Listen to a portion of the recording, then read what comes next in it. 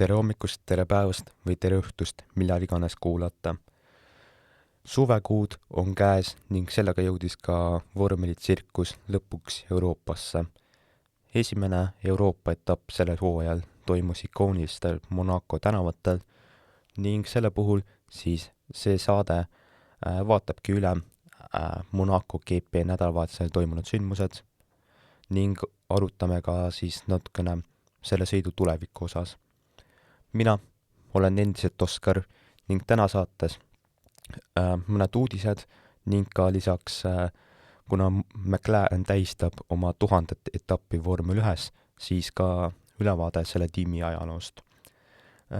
Monaco GP sündmused ning siis ka natukene selle tuleviku üle arutamine ning ka tulevase etapi eelvaade nagu ikka. Nagu ikka, alustame uudiste ringiga ning tänane esimene uudis on seotud Alpiiniga. Alates 2022. aastast on nende tiimi suurim sponsor ehk nagu nimisponsor on BWT ehk B2VD, aga nendega siis leping lõpeb ning 2027. aastast on nende uus nimisponsor luksusfirma Gucci. Mida see siis tähendab, on see, et Alpiini autodel tõenäoliselt kaob siis roosa värv ka ning on ka täiesti võimalik, et pole õieti enam sinised järgmisest aastast. Järgmine uudis seotud järgmise aastaga on see, et kui ma äkki 1 või 2 saadet tagasi rääkisin uutest regulatsioonidest järgmiseks aastaks, siis neid kahjuks veel ei kinnitatud, sest Ferrari ja Audi muutsid oma meelt nende osas. Loodetavasti siis otsustatakse need uued reeglid Barcelona etapile ära, mis siis tulebki selle saate lindistamise ajal sellel nädalal. Järgmisena Charles Leclerc pikendas oma lepingut Ferrariga. Pikkust ei täpsustatud, vaid öeldi lihtsalt, et see leping on mitme aasta pikkune. Aga mida see siis siiski tähendab, on see, et järgmisel aastal tegelikult Leclerc siis ületab Schumacheri rekordit kõige rohkem etappe Ferrari roolis. Ning samuti on lepingut pikendatud ka Las Vegase Grand Prix'ga. Nemad siis on vormel 1 kalendris 10 aastat veel, ehk kuni aastani 2037. Ning järgmine uudis on see, et McLaren tähistab oma vormel 1 starti number 1000. See oleks tegelikult pidanud olema äkki juba Miami GP-l, aga probleem on selles, et esiteks jäeti 2 etappi ära ning teiseks Hiinas ei jõudnud kumbki McLaren starti. Seega tegelikult peale Monaco GP-d on neil täpselt 999 starti ning need 1000 peaks tulema Barcelonas sellel nädalal. Aga nad ikkagi alustasid tähistamist juba Monaco GP nädalavahetusel. Teeme siis väikse ülevaate selle tiimi ajaloost. Selle asutas selline uus Meremaalt mees nimega Bruce McLaren. Tema oli vormel 1 sõitja nende 50. lõpus ning 60. Tema saavutas siis 3 etapivõitu Cooperi tiimis. Cooper, kus see on vormel 1 ajaloos oluline, sest nemad revolutsioneerisid keskmootoriga autod ning siis viisid ka mõne tiitlini. McLaren siis oli ka üpriski edukas, võitiski selle tiimiga 3 etappi ning 1960. aastal sai üldarvestuses 2. koha. Aastal 1964 tahtis McLaren aga sõita seal Austraalias ja Uus-Meremaal ühes sarjas, mida nimetati nii-öelda Tasmani sarjaks, aga siis kus siis võis kasutada suuremaid mootoreid kui vormel 1 sarjas. Cooper oli nõus laskma tal nagu nende Cooperi autodega sõita, kui nad kasutavad neid väiksemaid vormel 1 mootoreid. McLaren sellega ei olnud nõus, seega ta asutas oma tiimi, kus siis ta võttiski ikkagi need Cooperi autod, aga ta pani suuremad mootorid sisse ning juba esimesel hooajal saigi ta meistriks.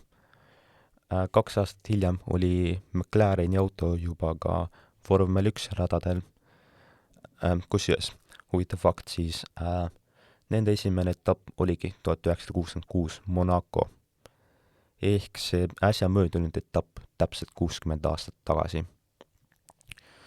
Aga selline võib-olla läbimurre oli 2 aastat hiljem, 1968. Tolleks aastaks palgati tiimi siis valitsev maailmameister Denny Hulme, kes oli minu teada ka Uus-Meremaalt pärit. Tehti ka McLaren M7A ning võeti kasutusele legendaarsed Cosworthi mootorid, mis siis osutusid samuti revolutsiooniliseks Vormel 1 ajaloos. Seega, selle auto ja mootoriga saavutaski Bruce McLaren oma tiimiga esimese võidu aastal 1968 Belgias ning tollel hooajal võttis 2 võitu ka Denny Hulme ja siis nad olidki konstruktorite arvestuses äkki teised või kolmandad. Samuti oli McLareni tiim edukas sellises sarjas nagu Can-Am, või pikemalt öeldes Canadian American ehk Kanada-Ameerika sari. See oli selle poolest väga huvitav sari, et seal olid autode regulatsioonid üpriski minimaalsed, seega võiski vabalt olla 1000 hobujõulised autod või midagi sellist. Ning McLareni autod olidki selles sarjas väga edukad. Võitsid aastatel 1967 kuni 71 tiitleid, McLaren sealhulgas siis 2 korral. Kahjuks aga siis aastal 1970 testides ühte McLareni Can-Am autot, siis hukkuski tiimi omanik. Peale seda võttis tiimi üle McLareni nii-öelda äripartner, kes aitas seda tiimi asutada. Selleks oli Teddy Meyer. Kulus ikkagi paar aastat, et tagasi võidulainele saada, see oli siis 1972, aga ikkagi selline suurem läbimurre oli 1973, millal tuldi välja sellise autoga nagu M23. M23 oli selline huvitav auto, et mille nii-öelda erinevaid variatsioone kasutati aastani 1977. Ehk selle 5 aasta jooksul sai see auto 16 etapivõitu, aastal 1974 konstruktorite tiitli, samal aastal siis võitis ka McLareni mees Emerson Fittipaldi sõitjate tiitli ning 2 aastat hiljem James Hunt oma kuulsas vastasseisus Niki Laudaga. Peale seda nii-öelda M23 aega oli nõnda nimetatud maa-efekti ajastu Vormel 1. McLaren aga siis ei läinud selle vooluga kaasa ning sellest hakkaski nii-öelda allakäik peale. Ühel aastal oli olukord nii hull, et nad olid konstruktorite arvestuses kõigest 9. kohal. Ja siis tuli mängu selline mees nagu Ron Dennis. Aastal 1981 ühinesid siis McLaren koos Ron Dennise nii-öelda Vormel 2 tiimiga, milleks oli Project 4 ehk projekt 4 eesti keelde tõlkides. Et see oli, 2 tiimi ühinesid üheks ja see oli tegelikult väga hea idee, sest nagu nüüd oli rohkem finantskapitali ka, eks ole. Ning lisaks siis Project 4 poolt disainer John Barnard pakkus välja ühe huvitava idee. Võiks teha auto šassii süsinikkiust, mitte alumiiniumist, nagu tavaliselt tehti tollel ajal. Nüüd miks see hea oli see, et auto oli kergem ja auto oli tugevam. Võit. Probleem oli lihtsalt selles, et see oli nüüd natukene rahaliselt kulukam, aga õnneks oli nüüd ka 2 tiimi ühinemisel rohkem raha, tänu millele sai selle idee reaalsusesse viia. Ning juba 81. aastal, mis oligi nagu esimene aasta selle 2 tiimi partnerluse ajal nii-öelda, saigi juba John Watson esimese etapi võidu selle kuulsa MP4 autoga. ja McLareni autod kandsidki väga palju aastaid nagu sellist MP4 mudeli nimene jääda ja see MP4 tulebki McLaren Project 4. 82. aastal tuli Niki Lauda, kes oli tollel ajal 2-kordne maailmameister, oma vormel 1 pensionist välja, et McLarenist taas sõita ning ülejärgmisel aastal parkasid nad ka Alan Prosti, kes siis naases tiimi ja oli Renault'st kinga saanud. Nüüd, miks ma ütlen, et ta naases, oli see, et see tulevikus legendaarne sõitja tegi oma debüüdi aastal 1980 McLarenis. See hooaeg oligi aga siis paraku see kohutav hooaeg, kus McLaren saigi konstruktorites 9. koha. Ja igatahes 84. aastaks lisaks võeti kasutusele ka Porsche turbomootorid, mis siis kandsid Dagi nime hoopis sponsorluse tõttu. Nagu Dag Heueris nii-öelda. Ja see kombinatsioon osutus väga edukaks, Lauda, Prost ja Porsche. Nimelt aastal 1984 oli 16 etappi ning nad võitsid neist 12 tükki. Sedasi tuli väga kergelt konstruktorite tiitled McLarenile ning lisaks Niki Lauda sai oma 3. tiitli, tehes Prostile ära kõigest poole punktiga. See on ajaloo kõige napim tiitlivõit vormel 1. Järgmisel aastal McLaren enam nii väga ei domineerinud, aga Prost ikkagi sai oma esimese tiitli. Järgmisel 86. aastal oli Williams kiiruse osas järele jõudnud, aga need Williamsi sõitjad röövisid üksteise punkte, mis viis selleni, et Prost ikkagi sai sõitjate tiitli, aga McLaren konstruktorite oma mitte.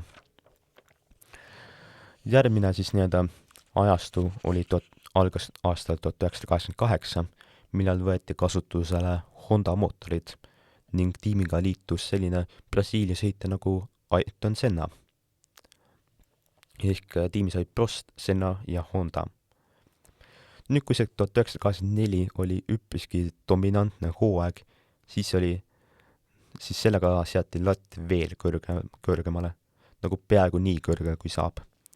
Võideti 15 etappi 16. 15 etappi 16. Ning see ainus üks, mida nad ei võitnud, Itaalia GP, oli seepärast, et Prosti mootor andis otsad ning Senna tegi avariis, kui tal sõitis otsa maha jäänu, kui oli kõigest paar ringi veel sõita. Aga igatahes tollel aastal sai meistriks Ayrton Senna, tema esimene tiitel oli see.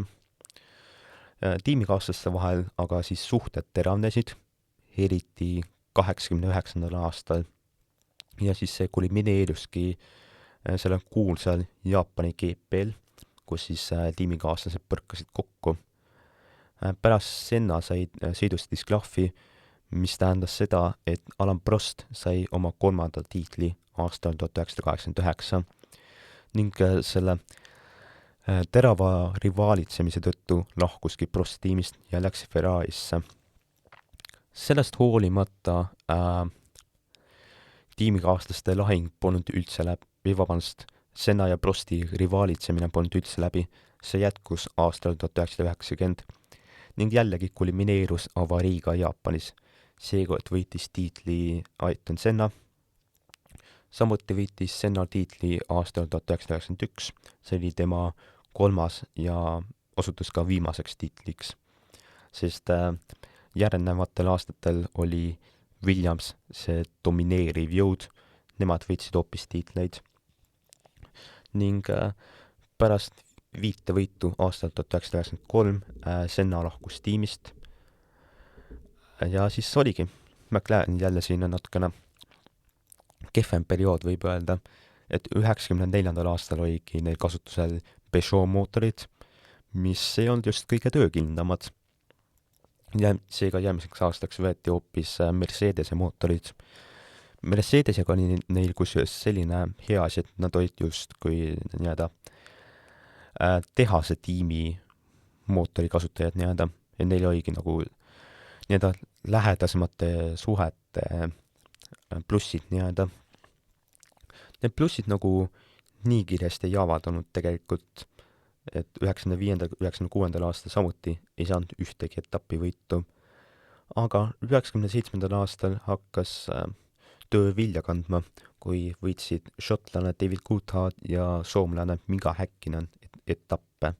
Noh, tiitlit veel ei saanud, aga kusjuures siis 97. aastal saadi lahti McLarenil sellest legendaarsest suitsupaki Marlboro värvilahendusest, mis oli siis punane ja valge. Ja võeti kasutusele hoopis ühe teise suitsufirma Vesti selline hallikas värvilahendus, mis osutus ka üpriski ikooniliseks. Juba järgmisel aastal, või tähendab, järgmise aasta autodisainis legendaarne Adrian Newey, väga legendaarne autodisainer vormel 1, ja tänu sellele võideti mõlemas kategoorias tiitlid, et Häkkinen sai sõitjate meistriks, McLaren sai konstruktorite tiitli. 99. aastal McLaren aga konstruktorite tiitlit ei saanud, aga Häkkinen õnneks sai ainsa soomlasena kahekordseks vormel 1 maailmameistriks. Peale seda siis Ferrari'd jõudsid järgi ning McLaren enam tiitleid ei saanud natukene aega.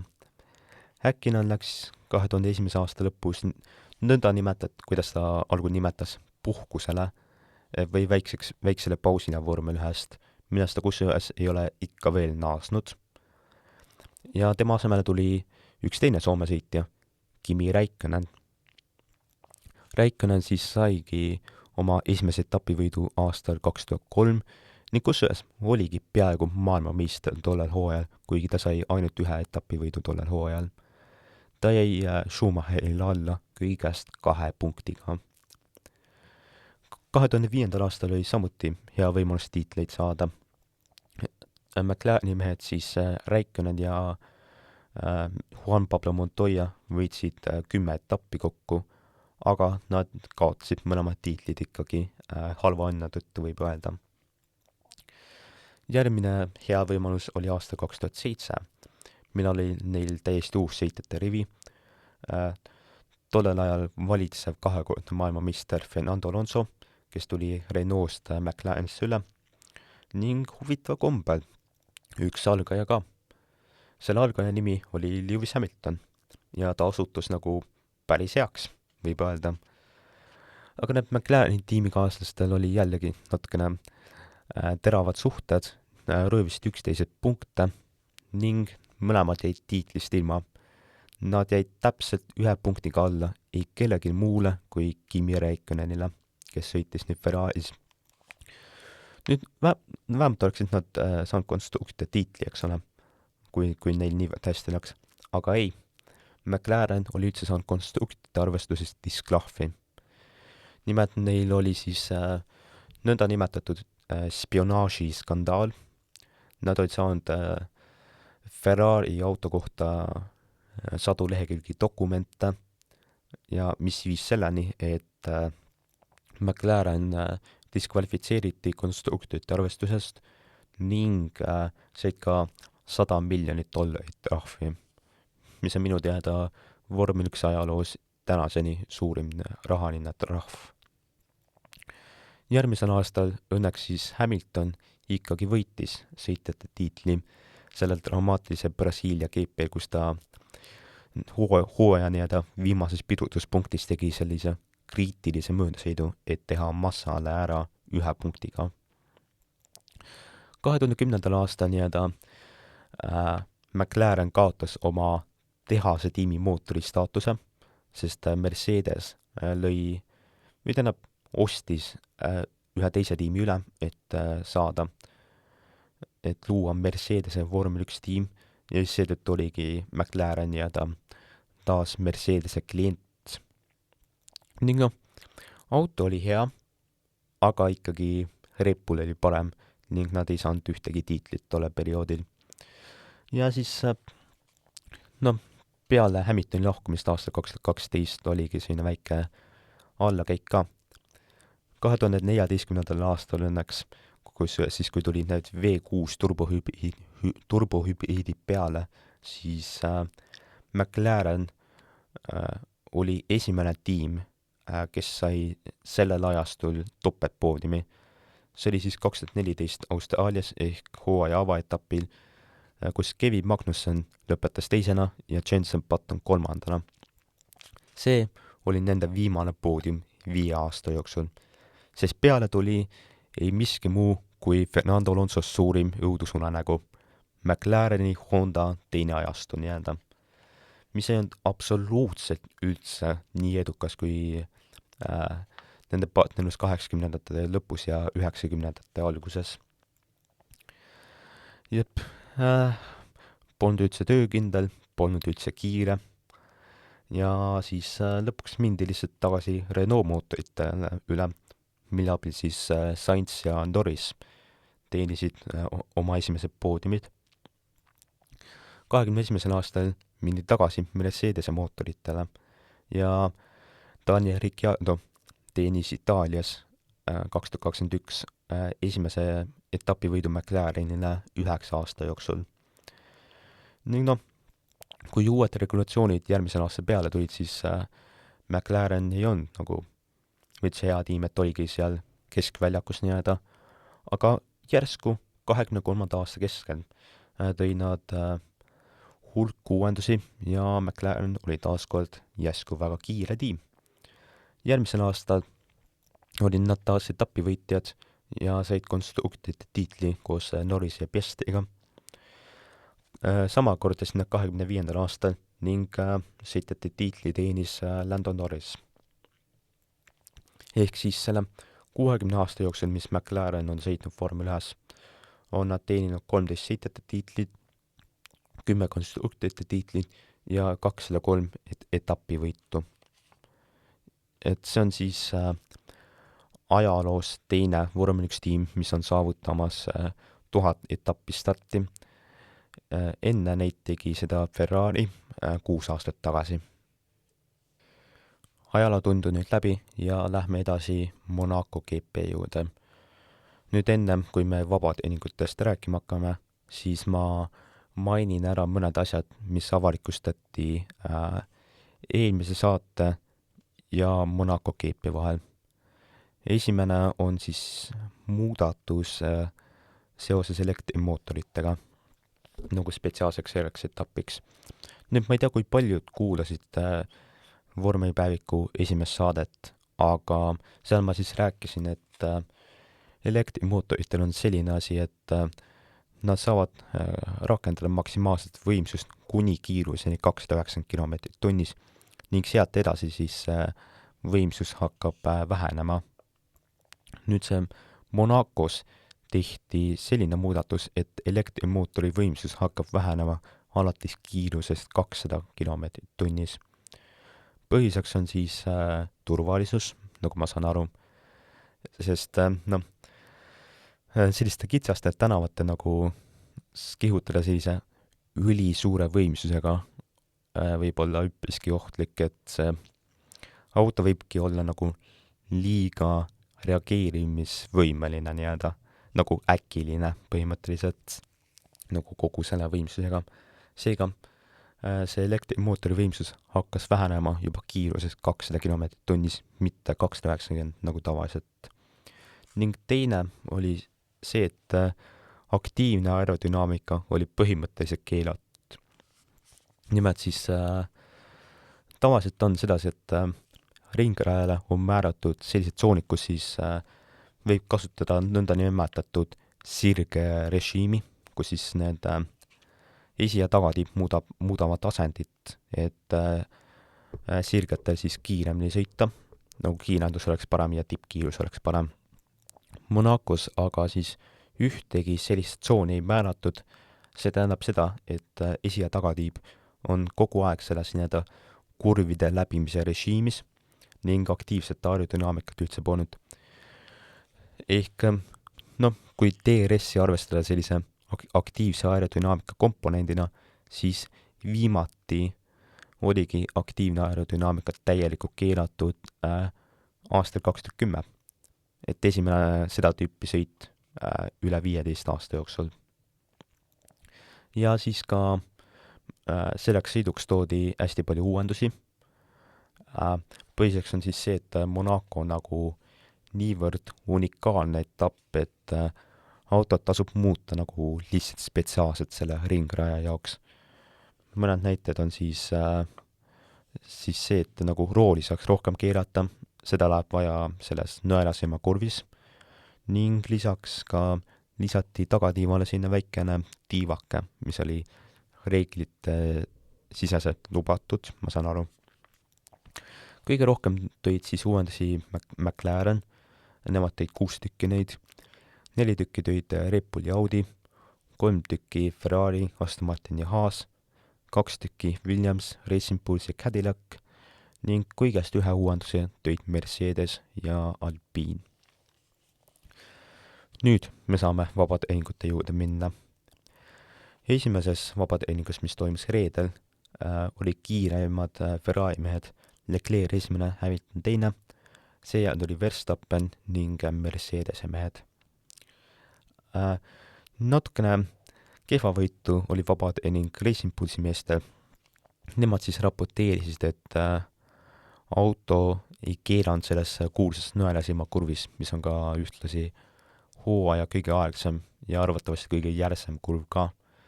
Et seal auto ei keeranud hästi, et nagu justkui ei keera lihtsalt piisavalt nagu. Ja Racing Bussil oligi selline probleem ka, et nagu kiirust väga ei tundnudki olevat vabatehingute ajal.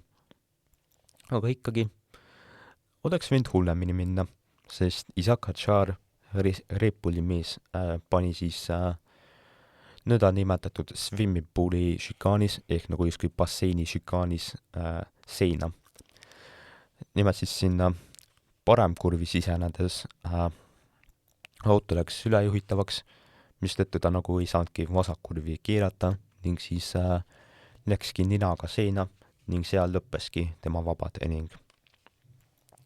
Samuti oli ka hirmus hetk Fernando Alonsol suht vabatehingu lõpus. Tema siis tunnelist väljudes šikaani minnes, see šikaan on siis Novelli šikaan, pidurdamisel siis auto läks järsku ülejuhitavaks, kiskus paremale ning no läkski natukene seina pihta, aga õnneks siis Alonso suutis olukorra ära päästa ning mitte spinni panna. Et see olukord oleks võinud palju hullemini lõppeda, näiteks nagu oli aastal 2011 Sergio Peresiga, et läkski pidurdamisel ülejuhitavaks ja siis läkski suure hooga seina, mis seal pärast šikaani oli ja seetõttu jätiski kas 1 või 2 etappi vahele. Aga igatahes, kuigi Alonso sai ikkagi boksi sõita, pandi punane lipp välja, sest tema esitiivast oli tükikesi jäänud raja peale. Ja selle Aston Martini osas tasub välja tuua ühe huvitava kommentaari neljapäevasest meediapäevast. Alonso vist, ma ei ole kindel, kas oli Alonso või muu Aston Martini mees, kes raporteeris, et nende auto kipub tegema ootamatuid käikude allavahetamisi. Huvitav, kas see juhtus ka seal olukorras, et seda minu meelest ametlikult ei kinnitatud, aga see on ikkagi huvitav võimalus.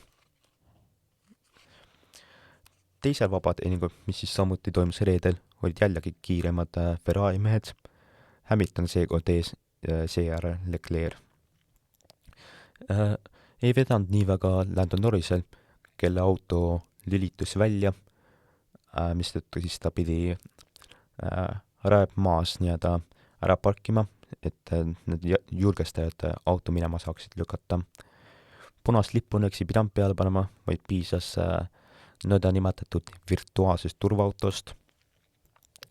Aga hiljem sai McLareni tiim 30 000 eurot rahatrahvi. Põhiseks oli siis see, et need raja julgestajad ei saanud rooli vajutada siduja nuppu, mis siis laseks autot kergemini veeretada. Selle tulemusena siis sai 30 000 eurot trahvi, neist 10 000 eurot oli tingimisi. Racing Bullsi mehel Liam Lawsonil oli tegelikult sarnane olukord ka Kanadas ehk eelneval vormeli nädalavahetusel. Probleeme oli ka Sergio Perezil, kelle vabatehingul lõpus pidurid olid leekides ja siis tõid selle tulemusena välja punased lipud, kui ta raja peal peatus. Laupäevasel kolmanda vabatehingul oli kiire mees hoopis Andrea Kimi Antonelli. Seejärel tuli Ferrarid, Leclerc, Hamilton ning Russell ja Verstappen. Cadillacil probleemid piduritega jätkusid, Valtteri Bottasel need suitsesid, aga olukord oleks võinud ka hullem olla, sest Olli Beermann pani kolmandas kurvis seina. Ta ise algul arvas, et see auto läks nagu nendel ebatasasustel vastu maad, mistõttu siis nagu see haadus kaobki ära.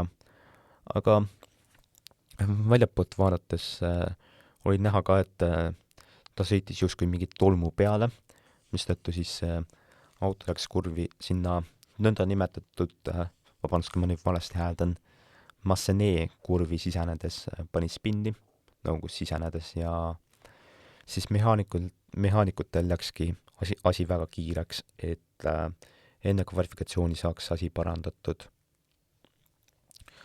Aga igatahes siis, kui vabatehingute põhjal mingi jõudude vahekord moodustada, et no kui kiired autod on, siis panekski tippu võib-olla isegi Mercedese, et Antonelli oli ikkagi vabatehingutel kiirem mees nii-öelda, kui need ajad kokku liita või aegu üldiselt vaadata, et ta oli 0,3 sekundit kiirem Leclerc'ist, et Ferrari paneks siis kiirused teiseks ja Red Bulli kolmandaks või õigemini vähemalt Verstappeni, Hadjari nagu justkui nii väga kiirust veel ei olnud.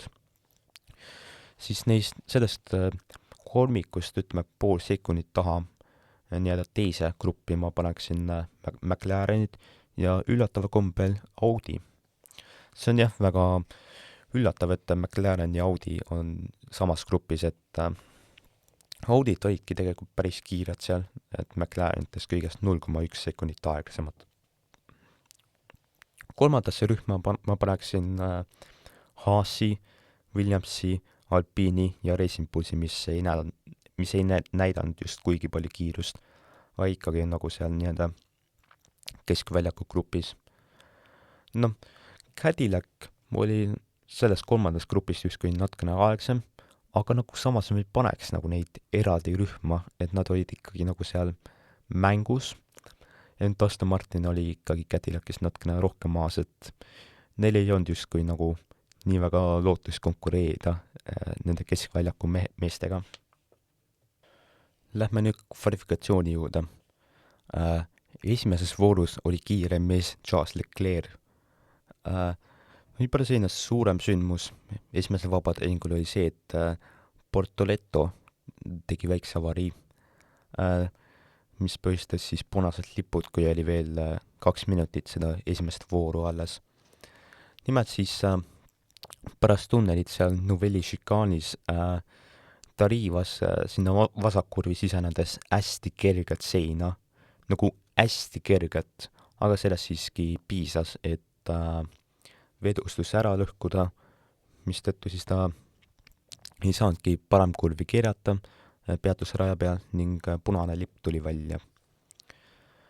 Ja siis selle 2 minuti jooksul ei olnudki just nagu väga olulisi ajaparandusi, peale selle, et Carlos Sainz suutis end teise vooru trügida, mistõttu siis olidki esimeses voorus välja langenud mehed Esteban Ocon, Sergio Perez 18. kohal, Perez siis kusjuures ei olnudki üldse kaugel edasipääsemisest, kõigest 0,062 sekundit jäi maha.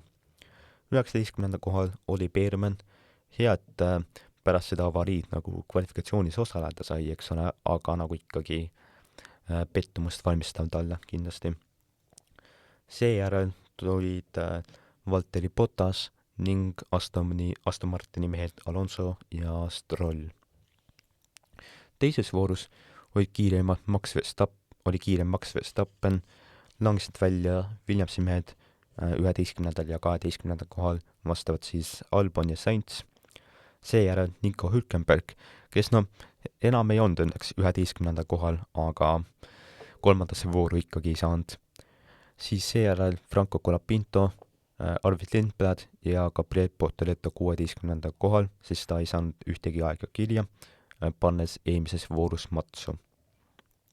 See tähendas siis, et kolmandas voorus osalesid Mercedesed, Ferrarid, McLarenid, Red Bullid ning lisaks Alpini mees Pierre Gasly ja üllatav kombel Racing Bullsi mees Liam Lawson jõudiski ikkagi kolmandasse vooru.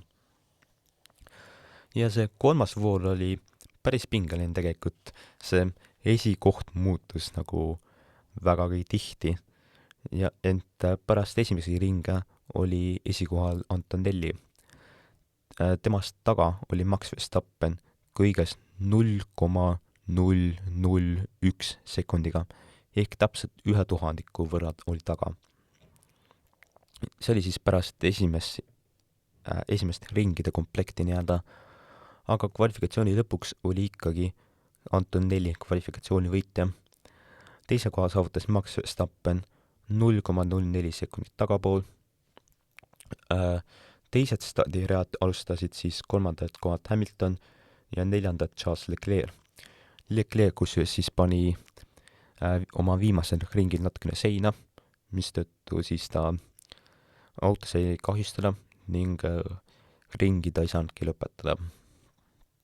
Viienda kohalt alustas siis Isaac Hadjar ja George Russell, alles 6. koht. Tema jaoks kindlasti suur pettumus, arvestades seda, et Monacol on ikkagi üsna keeruline mööda sõita. McLareni meestel polnud kuigi palju kiirust. Piastri 7., Norris 8. ning esikümne lõpetasid Pierre Gasly 9. ja Liam Lawson 10. kohal. Vormel 1 autod ei olnud ainsad, mis kihutasid Monaco tänavatel. Kihutasid ka Vormel 2 ja Vormel 3 sarjad. Seega teeme nende nädalavahetustest väikse ülevaate. Esialgu siis Vormel 3, seal võitis kvalifikatsiooni juba teist korda sel aastal, vabandust, kui ma nüüd valesti hääldan, Théophile Nael või kirjutatakse nagu Nael. Kusjuures kvalifikatsioonis oli selline huvitav omapära nii Vormel 2 kui ka Vormel 3-s. See, et see toimus justkui 2 grupis.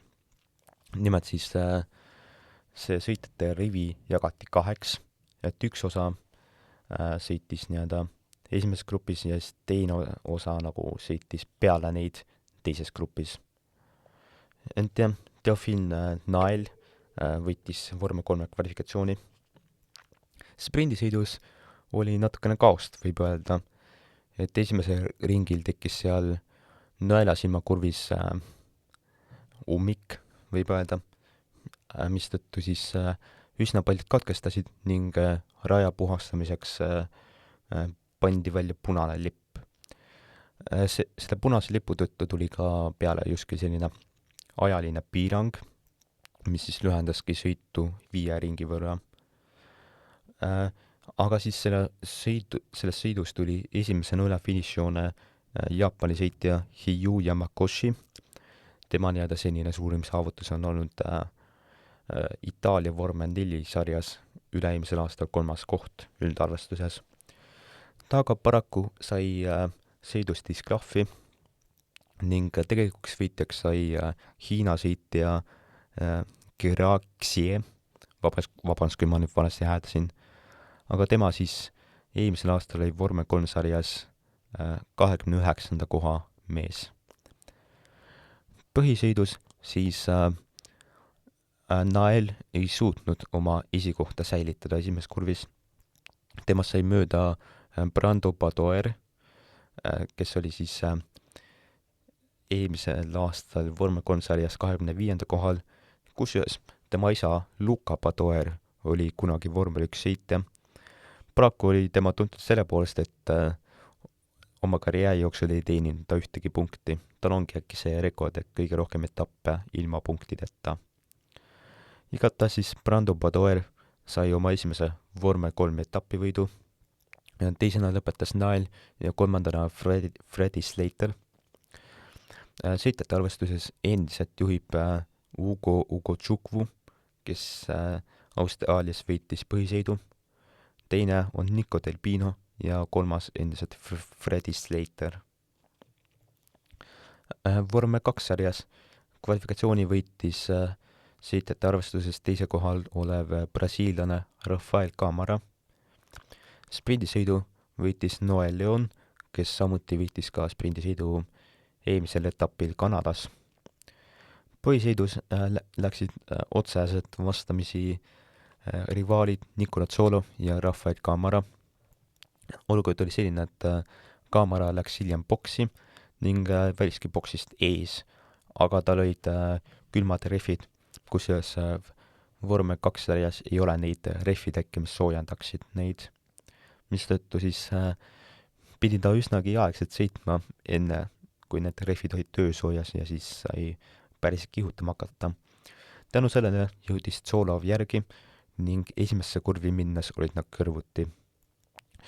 Rafael Camara aga siis paraku sõitis selle kurvi otseks, et läks ära maha ning hiljem katkestas. Tsolov, kes siis jäi selles kurvis ellu, sai etapivõidu, see on juba tema 3. etapivõit sel aastal. teisena lõpetas Alex Dunn Iirimaalt ja kolmandana Dino Beganovic Rootsist. sõitjate arvestuses aga endiselt juhib Gabriel Mini. Tsolov on aga ainult 1 punkti võrra tagapool. 3. koha nimel on võrdsed punkte Martini Stenshonil ja Alex Dunnil, mõlemad on siis Minist 15 punkti tagapool. Lähme nüüd siis selle nädalavahetuse kõige suurema sündmuse juurde, milleks oli vormel 1 Monaco Grand Prix. enne sõitu oli natukene sündmusi. Gabriel Porteletto peatus boksitee lõpus ning oli sunnitud boksist alustama. Liam Lawson samuti olid mingid probleemid, aga õnneks siis mehaanikud parandasid tal selle rikke ära ning ta sai endiselt 10. kohalt alustada. Ehk siis stardiruudustikul oli 21 autot ja boksiteed alustas 1. Esiread siis olid alustamas 2 meest, kes oli kohati tuntud kehvade startide poolest sel aastal, Antonelli ja Verstappen. ning see esimene kurv on väga oluline, sest pärast on möödasõite päris raske teha. 1 tuli, 2 tuld, 3 tuld, 4 tuld, 5 tuld. sõit läheb käima. Antonelli saab hea stardi. Verstappen absoluutselt mitte. Tegelikult, kas ta üldse sai minema? Nimelt siis Verstappen suretas oma mootori välja. Õnneks ei sõidetud talle tagant otsa, aga ta ikkagi langes sõitjate rivi tagaossa ning tuligi ringi lõpus boksi, et katkestada. Pärast siis selguski, et juba soojendusringil oli mootoriga mingi jama lugu ja siis kulmineeruski selle äpardunud stardiga, ehk ta katkestas mootori rikke tõttu. Boksi jõudsid ka mõned taguotsa mehed, et vahetada rehve. Oli Beermann lisaks vahetas ka oma esitiiva, sest tal oli, ma pärast vaatasin järgi, et väike kokkupõrge Esteban Oconiga. Natukene eespool siis, olulisi möödasõite tegelikult ei olnudki. Et esikümnes oligi äkki ainult see, et peale selle, et Verstappen taha kukkus, oli see, et Gasly sõitis mööda Lando Norrisest, sest Piastri justkui surus teda natukene karpi esimesest kurvist väljudes. Tänu sellele oli Gasly siis 7. kohal. Tagapool teenis päris palju kohti ka Sergio Perez. Tema siis oli võrreldes stardiga tõusnud 4 kohta. Sai mööda Portelettost, Verstappenist ning lisaks Oconist ja Lindbladist. sellega oli tõusnud 14. Paraku oli Oconist saanud Perez mööda enne sõidustarti ja seda illegaalselt. Nimelt, kui see Portoleto alustas boksiteed, siis oli see Perezi ees stardiruut vabaks jäänud ja Perez kogemata siis sõitiski sinna Portoleto kohale. Seega põhimõtteliselt alustaski 16. kohalt, kuigi ta oleks pidanud alustama 18. Selle rikkumise tõttu sai Perez boksist läbisõidukaristuse ning sellega loovutaski kõik oma teenitud kohad. Natukene eespool siis Isaac Hadjar hoidis George Russellit taga oma 4. koha nimel. Hadjaril aga see osutus natukene keelusemaks, sest tal oli probleeme mootoriga. Raporteeris, et võimsust pole just kuigi palju ning esimest käiku üldse polnudki. Mul tuli meelde ka vahepeal, et Daniel Ricciardol oli aastal 2018 sarnane olukord, et ta alustas esikohalt, siis ta kaotas 25% oma võimsusest, aga ikkagi suutis teised taga hoida, et võita oma esimene ja ainus Monaco GP. Sama oli ka, võib öelda, et Hadjariga. Ta suutis Russellit tagapool hoida. Eespool siis Antonelli aga tekitas üsnagi suure vahemaa, et ta oli Hamiltonist 11 sekundit ees või midagi sellist. Et üsna murevaba vahemaa nii-öelda. Tagapool siis oli boksis katkestajaid, nimelt siis Bottas katkestas 15. ringil. Probleemiks jällegi pidurid. Huvitav, mis lugu nende Cadillaki piduritega sel nädalal oli. Umbes 10 ringi hiljem tuli boksi ka Oli Beerman, et katkestada samuti piduriprobleemide tõttu. Ja ütlemegi, et seal 30. ringidel oli liidrite grupp boksis, no või õigemini täpsemalt 22. kuni 38. Vabandust, 28. kuni 38. ring.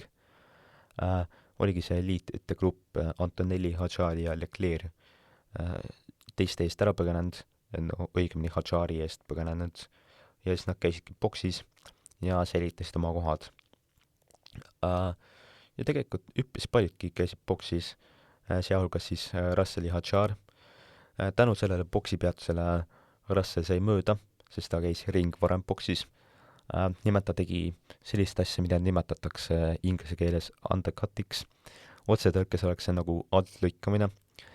Aga lihtsalt seletades on see, et lähed ring varem boksi ees olevast autost ja tänu sellele sa saab mööda, sest sul on nagu need värskemad rehvid ühe ringi jooksul.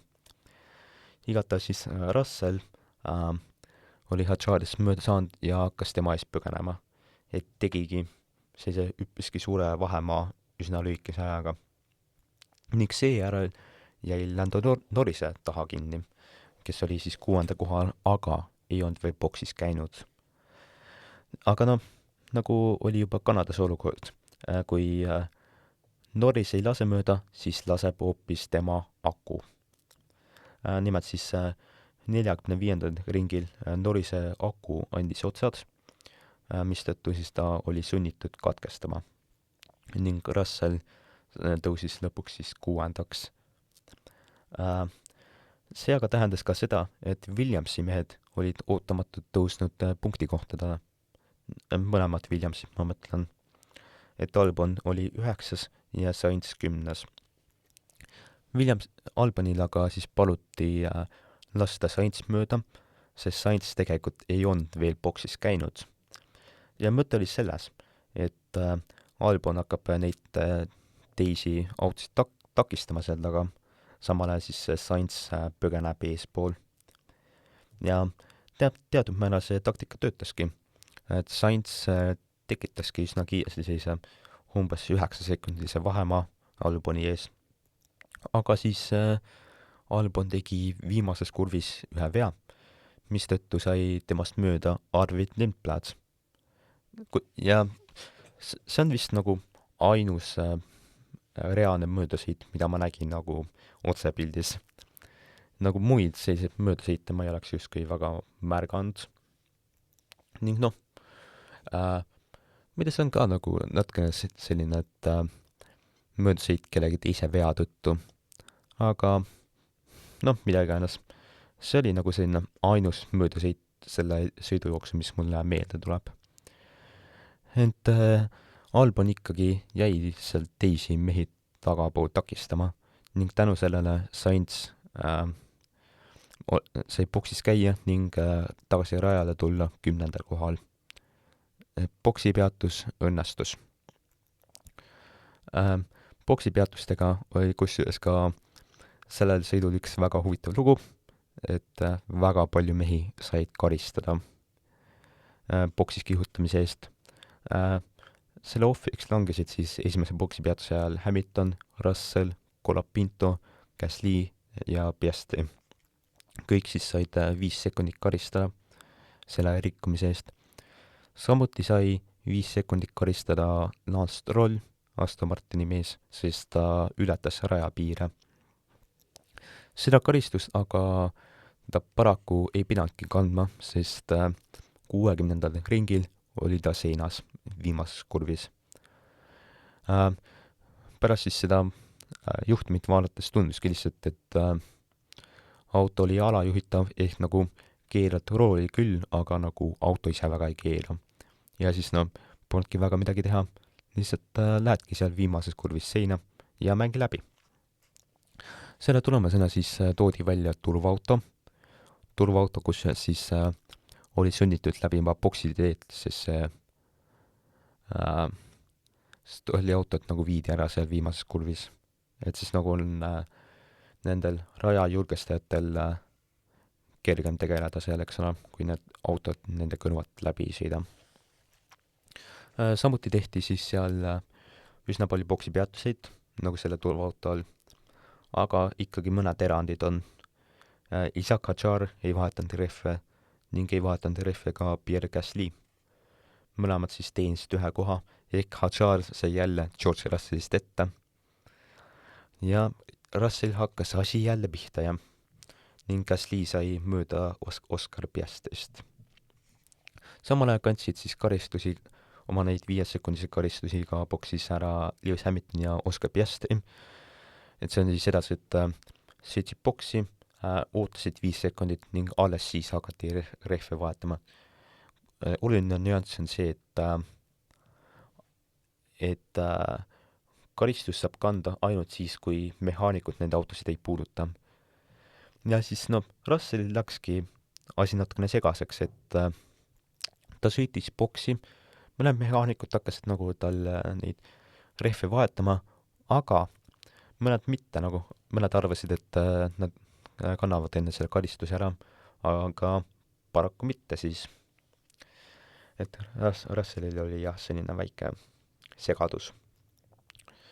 Igatas 65. ringi lõpus turvaauto tuleb tagasi boksi ja kihutamine hakkab taas pihta. Tegelikult väga mitte, sest Charles Leclerc pani samuti viimas kurvis seina. Ja siis ta ise algul raadios rääkis, et need on need pidurid, mis ei töötanud.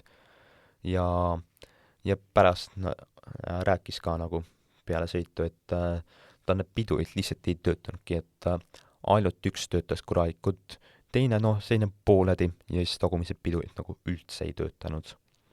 Ning tegelikult, kui seda võrrelda Strolli avariiga, siis tõesti, Leclerc'il oli suurem hoog. Aga igatahes siis pandi välja vahepeal punane lipp selle avarii tõttu. Või õigemini, mitte seepärast, et see avarii nii suur oleks olnud, mitte et seda autot oleks keeruline ära viia, mitte et seina oleks vaja parandada, vaid taheti uurida seda rada seal viimases kurvis, sest järsku avastati, et asfalt oli lagunemas. Pole just kõige toredam olukord, kui see asfalt järsku tükkideks läheb. Ja tegelikult oligi näha ka, et Lance Strolli avarii puhul, et tal tekkisid rehvide peal justkui nagu mingid sellised tükikesed, et noh, ma ei ole päris kindel, kas need olid asfalditükikesed või rehvitükikesed, sest noh, tegelikult sõitudel ajal on ka sedasi, et kui auto keerab, siis nagu hakkavad need rehvitükikesed lagunema ja siis lähevad sinna raja äärde. aga noh, olgu see siis põhjustatud olgu siis need avarii põhjustatud mingi autode enda probleemide tõttu või asfaldi lagunemise tõttu.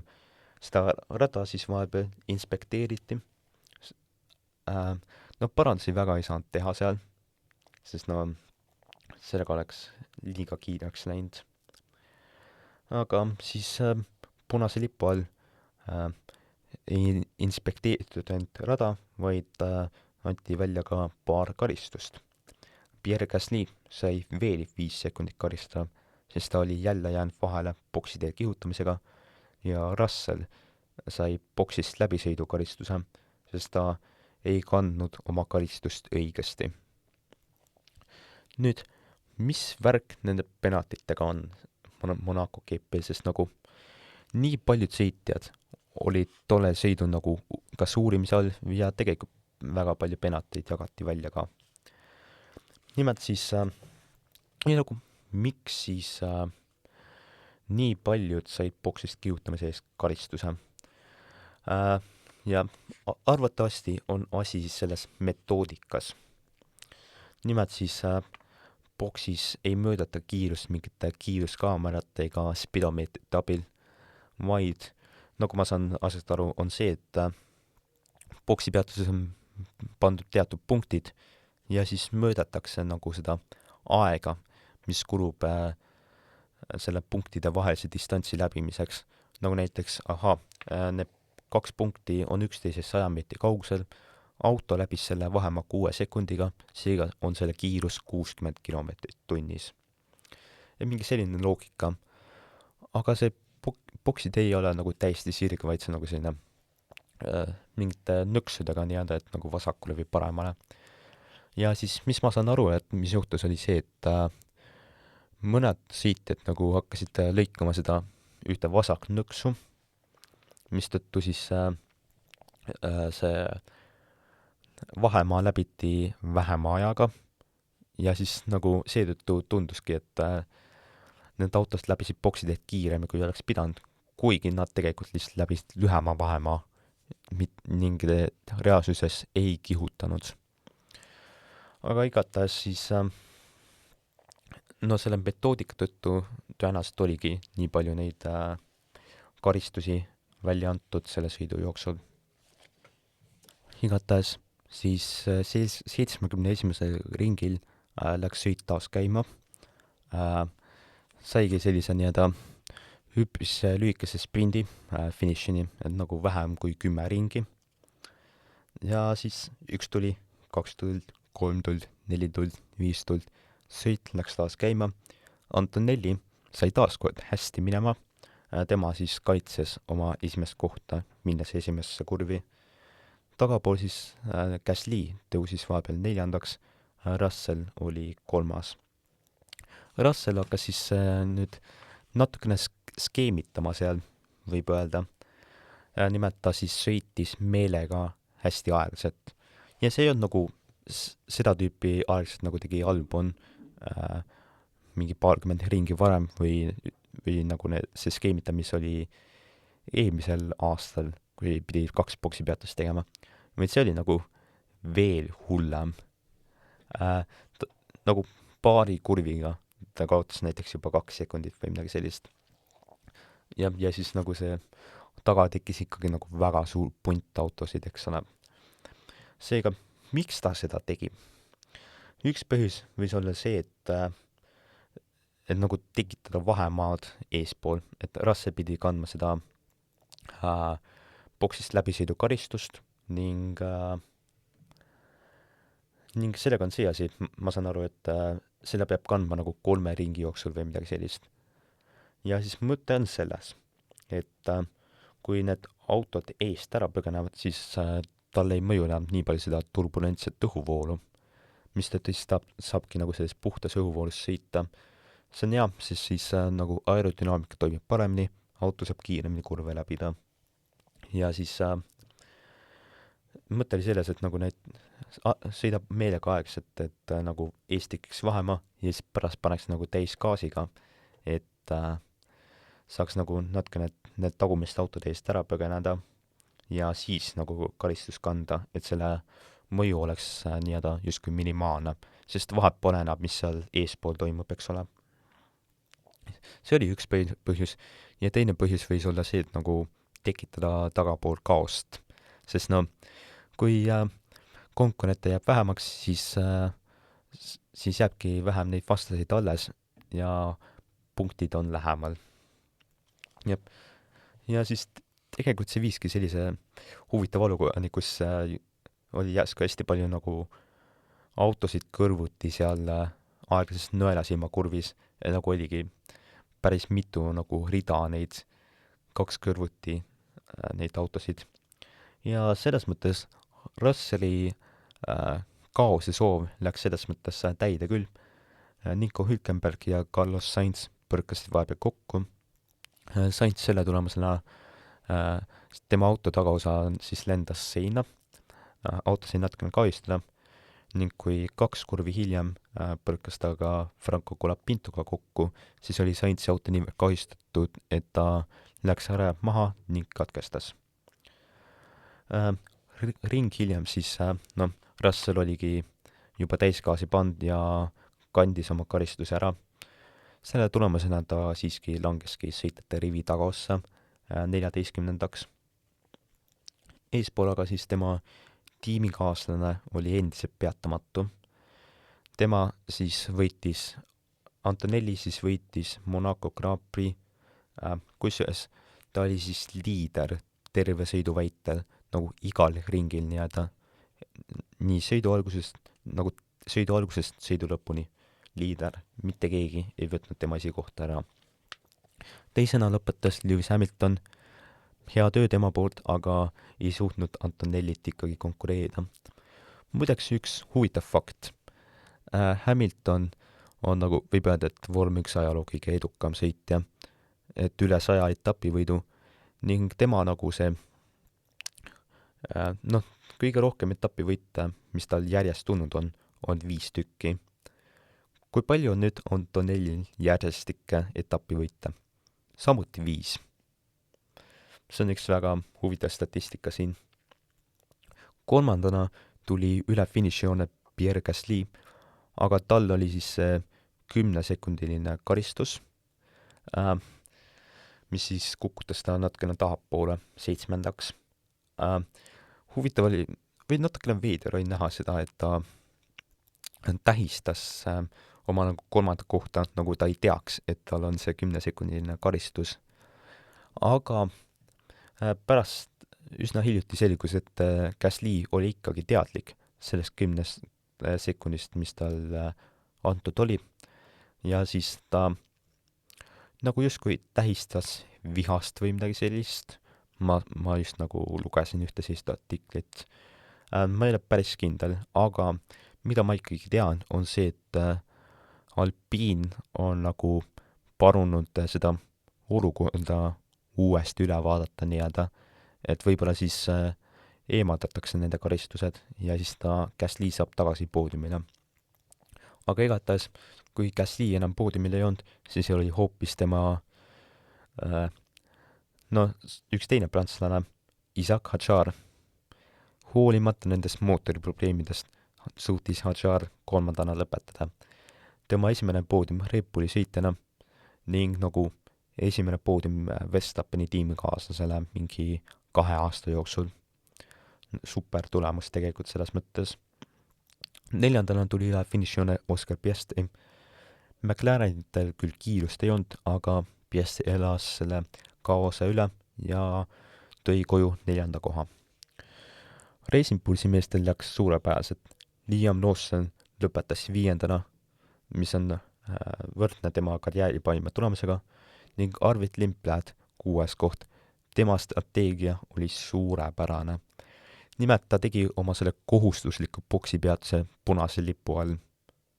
nagu mitte isegi sellest oli turvaauto taga, vaid ta nagu jäi veel rajale nii-öelda, nagu ei vahetanud rehve ja alles punase lipu all vahetas oma rehve ja tänu sellele tegigi oma karjääri parima tulemuse. Gasly siis praeguse seisuga vähemalt on 7. 8. kohal Alexander Albon, hooaja parim tulemus tema jaoks Williamsi roolis. 9. Esteban Ocon. No, polnud just kõige parem nädalavahetus, aga punktid on punktid. Ja 10. tuli üle finišijoone Nico Hülkenberg.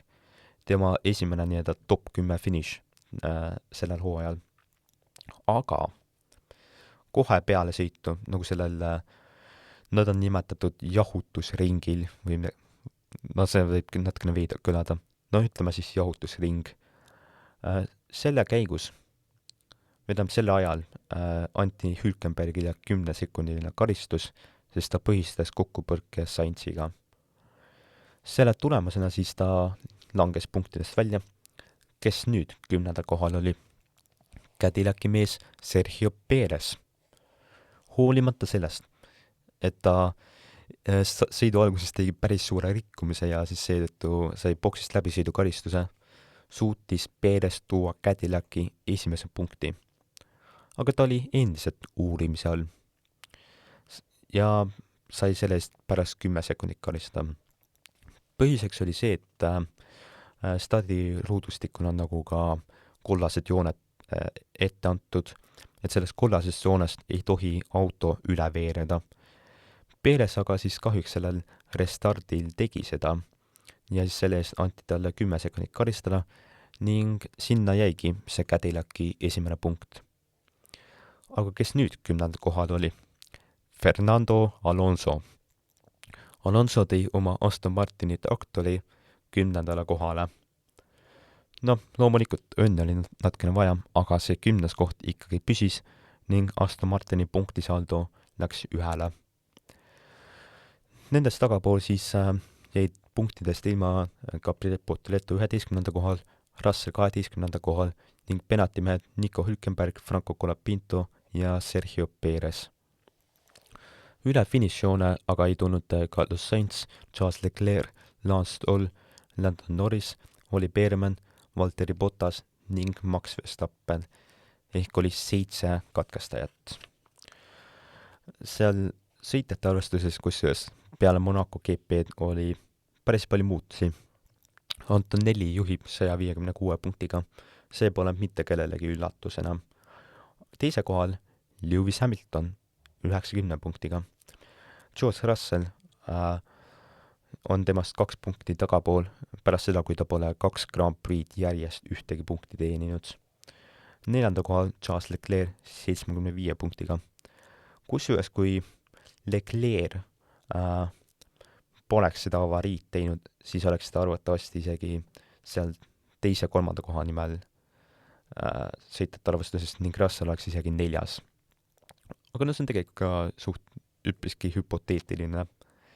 Igatahes Oscar Piastri tõusis oma tiimikaaslasest ette. Tema nüüd 5, Norris 6, Verstappen on endiselt 7, tema taga on tiimikaaslane Isaac Hadjar 8. kohal oma poodiumi finišiga.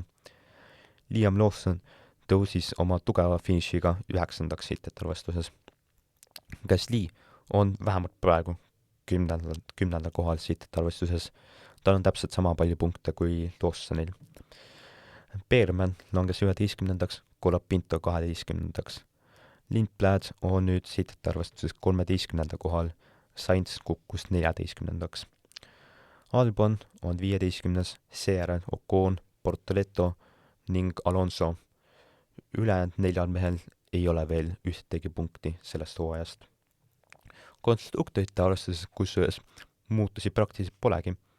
Ainult Aston Martin sai Cadillacist ette tänu sellele punkti finišile. Aga nüüd see Monaco GP oli jah täitsa põnev, aga see ikkagi tuli asjaolude kokkulangemisest nii-öelda.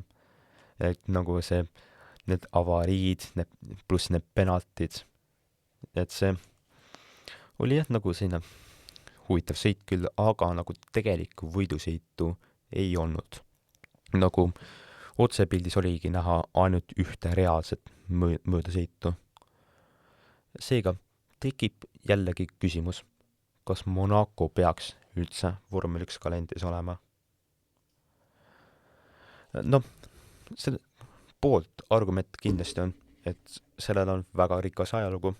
See on olnud vormel 1 kalendris juba aastast 1950, mis oligi selle maailmameistrivõistluste esimene hooaeg üldse. Ning ongi nagu enamus aastatel seda sõitu korraldanud. Ning ikkagi see on Monaco rada on sõitjate jaoks suur väljakutse. Ma ütleks, et see on see rada, kus on kõige raskem nagu nii-öelda piiri peal olla. Õigemini, et kui sa sellest piirist üle lähed, siis seal on nagu kõige suuremad tagajärjed, sest kohe on kõrval seinad, eks ole. Ja see teebki sellest nagu laupäevas kvalifikatsioonis nagu kõige olulisema laupäeva vormel 1 hooajas. Ja tegelikult see sõidus ellujäämine on ka omakorda väljakutse, et sa seina ei pane, kuigi seal võib-olla ei ole alati täiega panemist, eks ole. Aga nagu suurim vastuargument Monaco kalendrisse jäämisele on see, et reaalselt võidusõitu ei olegi. Et see vormel 1 auto ja Monaco rada lihtsalt ei sobi kokku. Nagu see ei võimalda võidusõita. Ning kusjuures võib ka öelda, et asi on autos, sest näiteks elektrivormelite sarjas toodi hiljuti välja selline statistika, et nende Monaco etapi käigus oligi mingi üle 100 möödasõidu. Oli äkki isegi 200 või midagi sellist. Igatahes nagu elektrivormelitega saab võidusõitu küll, aga seal tegelikult ongi see aku säästmise asi veel suurem ning autod on ka väiksemad tegelikult. Et ma ei ütle, et autod peaksid elektrivormelid olema, aga nagu lihtsalt praegune olukord ei võimalda võidusõitu. Seega, mida mina arvates tegema peaks? Mul oleks selline mõte, et Monaco GP on nagu niivõrd unikaalne juba, et seal on nagu hästi palju erandlikke asju, et näiteks kui tavaline vormel 1 sõit on 305 kilomeetrit, siis see on 260 näiteks. Pluss siis need mootori muudatused, mis tehti spetsiaalselt selle sõidu jaoks, see, et nagu auto peab nagu nii palju muutma, et ja siis näiteks see, et aktiivset aerodünaamikat ei tohtinudki üldse kasutada. Ja eelmise aasta ka see äpardunud katse kohustada 2 boksipeatust. Seega, nagu see Monaco GP on juba nagu niivõrd unikaalne, et siis võibki sama hästi juba selles suunas liikuda. Et seda saaks siis teha näiteks nii, et nii-öelda võib-olla vähem jäädes nagu sinna vormel 1 reeglistiku raamidesse nii-öelda, et nagu lühidalt öeldes siis minu mõte oleks see, et Monaco GP-l võikski olla just nagu spetsiaalsed Monaco GP autod nii-öelda, et olgu need, ma ei tea, näiteks väiksemad või mis iganes nii-öelda, et nagu mis nii-öelda parandaks võidusõidu kvaliteeti. Et selline mõte oleks nii-öelda ja loomulikult sellega tekib see probleem, et see läheks väga kulukaks nii-öelda ja siis praegu on ikkagi need eelarved ka vormel 1 sarjas ja siis nagu täiesti uut autot nagu lihtsalt selle arendamine ja selle ehitamine lihtsalt ei mahu nii kergelt sinna eelarvesse sisse. Jep, nagu see oleks nagu suurim takistus, aga ma arvan, et see oleks nagu päris huvitav idee. Aga samas, iga võidusõit ei peagi olema põnev. Nagu mõned võivadki nagu sellised vähem põnevad sõidud olla ning ikkagi Monaco GP on kõige prestiižsem sõit vormel 1 kalendris. Iga sõitja tahab seda võita. Nüüd omakorda siis küsimus on see, et kas see, et mööda sõita on raske, nagu võtab natukene väärtust ära selle etapi võitmisele ning kas nagu parema kvaliteediga võidusõit lisaks Monaco GP-le võidule väärtust. Nagu ikka, lõpetame saate siis eelvaatega järgmisesse etappi. Selleks on Barcelona-Kataloonia Grand Prix, mis toimub juba sellel nädalal. Nüüd, see on tegelikult nagu vana sõit, aga lihtsalt teistsuguse nimega. Et see on endiselt sellel Barcelona-Kataloonia ringrajal, aga see lihtsalt ei ole enam Hispaania Grand Prix nime all, sest see Hispaania Grand Prix kolib Madridi tänava ringrajale, mis on siis uus, sellest aastast uus. Igatahes see Barcelona-Kataloonia GP toimubki nõnda nimetatud Barcelona-Kataloonia ringrajal, mis on olnud kalendris juba 1991. aastast vormelas ning on siis minu teada igal aastal alates sellest korraldanud vormela sõitu. See on nagu tuntud ka vägagi sellise testimise ringrajana, et seal on hästi palju korraldatud hooaja eelseid testimisi. Põhjuseks on siis see, et see rada on hästi mitmekülgne. Praegu on nagu tuntud pigem selle poolest, et seal on hästi palju keskmise kiirusega kurve, nõnda nimetatud, aga on ka kiireid kurve. Kunagi oli ka rohkem neid aegseid kurve enne selle nii-öelda rekonfigureerimist paar aastat tagasi. Ning lisaks on ka pikk start-finiši sirge. Ja nagu see ringrada testib autot nagu igast küljest nii-öelda, mistõttu ongi see ajalooliselt väga hea testimise ringrada, mis nagu justkui näitabki, kelle auto päriselt on parim. Mõned kurvid on ikkagi väga pikad, mis siis on koormavad eriti eesmisele vasakule rehvile ja siis seetõttu ongi tavaliselt seal valikus kõvemad rehvid kasutusel. Võidusõidurajana ma ütleks, et see Barcelona ringrada niivõrd tuntud on, aga nagu ikkagi mõned meeldejäävamad etapid on olnud küll. Näiteks Schumacheri aegadel 1994. aastal saavutas ta poodiumi koha, kuigi ta oli 5. käigus kinni ning 2 aastat hiljem, 1996. aastal saavutas ta oma esimese väga paljudest võitudest Ferrariga. Aastal 2012 saavutas Williams tänaseni oma viimase etapivõidu just sellel ringrajal. See tuli siis Pastor Maldonado abil, Venezuela sõitja, kelle nii-öelda vormel 1 pärand fännide seas on justkui see, et ta tegi hästi palju avariisid. Aga tegelikult heal päeval oli ta ikkagi väga kiire sõitja ning see Hispaania Grand Prix võit ei tulnudki nagu mingi sellise õnne peale või midagi sellist, vaid see oligi lihtsalt puhtalt kiiruse pealt ta võitis. Samuti on väga tuntud etapp aastal 2016, seepärast, et esimesel ringil 4. kurvis põrkasid kokku Mercedese tiimikaaslased Lewis Hamilton ja Nico Rosberg, kes tollel ajal siis täielikult domineerisid vormel 1 sarja.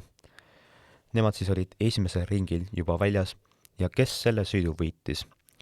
Max Verstappen, kes oli just selleks sõiduks Red Bulli edutatud. Ehk Max Verstappen võitis aastal 2016 oma karjääri esimese etappi esimest korda üldse sõites Red Bulli autos. Ning eelmisest aastast ei ole Max Verstappenil just nii hea mälestus. Kui mu mälu nüüd mind ei peta, siis tal strateegia natukene ebaõnnestus ning siis tal oli ka üks kuulus kokkupõrge George Russelliga, mistõttu sai ta penalti ning langeski lõpuks 10. kohale selles sõidus. Ja tegelikult nagu paljud osutavad, et näpuga sellele sõidule, et miks Max Verstappen jäi eelmisel aastal tiitlist ilma. Aga nagu ikka, siis nüüd selline saatesektsioon, et keda tasuks Barcelona-Kataloonia GP-l jälgida. ja nomineerin jällegi 3 nime nii-öelda. Esiteks siis, kes on suurim üllatusmees punktides? Selleks ma paneksin Arvid Lindblädi, sest ta on eelmisel aastal võitis ta vormel 2 põhisõidu Barcelonas ning üle-eelmisel aastal, kui ta oli vormel 3-s, siis ta võitis Barcelona põhisõidu ka. Ehk vormel 2 ja vormel 3 sarjas on ta selle ringrajal päris edukas olnud ning ma arvan, et ta võib punktidesse sattuda. Lihtsalt üldine üllatusmees. Ma ei tea, nagu ma ei ütleks, et sellel etapil just nagu mingit nii suurt üllatust tuleb või midagi sellist, aga kui ma peaksin ühe nomineerima, siis ma lihtsalt ütleks, et McLaren võivad päris head olla sellel etapil ja siis seetõttu nomineerin Oscar Piastri, kes selle etapi eelmisel aastal võitis. Ning kes selle sõidu võidab? Russellil on tegelikult see etapp olnud päris hea, et ta on seal paar korda poodiumil lõpetanud, aga mu kõhutunne ikkagi ütleb, et Antonelli saavutab Barcelonas oma 6. järjestikuse etapivõidu. Ning nüüd saate lõpetuseks ajakava sellest Barcelona-Kataloonia GP-st. Muideks siis lisaks vormel 1-le sõidavad ka vormel 2 ja vormel 3 sarjad, aga ma toon siis välja vormel 1 ajakava. Reedel 12. juunil kell 14.30 on esimene vabateening, kell 18 teine vabateening. Laupäeval 13. juunil kell 13.30 on kolmas vabateening ja kell 17 kvalifikatsioon ning pühapäeval 14. juunil kell 16 on vormel 1 Grand Prix. Seda sõitu siis ootama jäädes lõpetame selle saate. Nagu ikka, suur aitäh kuulamast ning kohtumiseni tõenäoliselt nädala pärast.